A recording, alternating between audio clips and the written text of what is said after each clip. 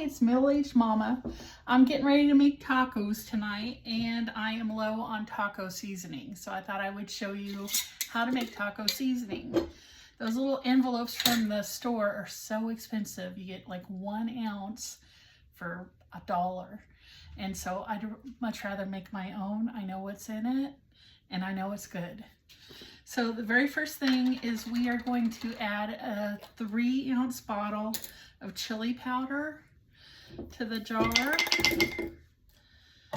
And that was not full, so I'm going to add another spoonful, and that's about 3 ounces there. But I normally just get the 3-ounce bottle. My husband must have got into it because it was about 2/3 of the way full.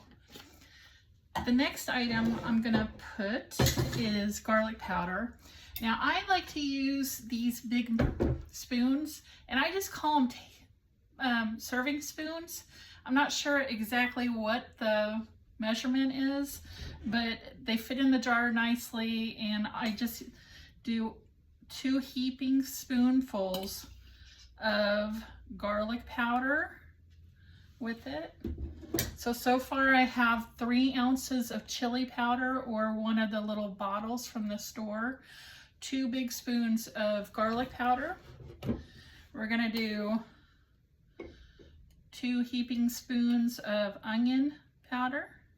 I promise you this is so good. I use kosher salt. 1, 2. I know it seems like a lot of salt. It'll be okay. This is cumin. Again, 2 spoonfuls of cumin. And this is my own recipe. Feel free to use it. Feel free to share it. It doesn't matter to me. I like my cooking. I hope you will too. I also do oregano leaves. We're gonna do 2 spoonfuls. This is so easy to remember because it's just like 2 of everything. Okay. Then I've got cilantro flakes. You can add fresh cilantro as you're cooking, but I like the dried stuff because I'm not always gonna have fresh cilantro, and sometimes you go to the store and it doesn't always look real good. So I just do the dried cilantro, 2 spoonfuls. Notice how my jar is getting fuller and fuller, but doesn't that look like a nice little layering?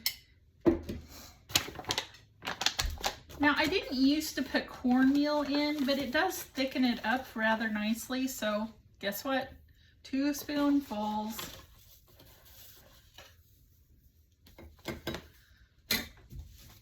And last, I'm going to add just a little bit of cayenne, not very much. You don't have to, if there's something that I added that you don't like, don't use it. This is too much cayenne. I'm not trying to burn my tongue off. So I'm going to do that.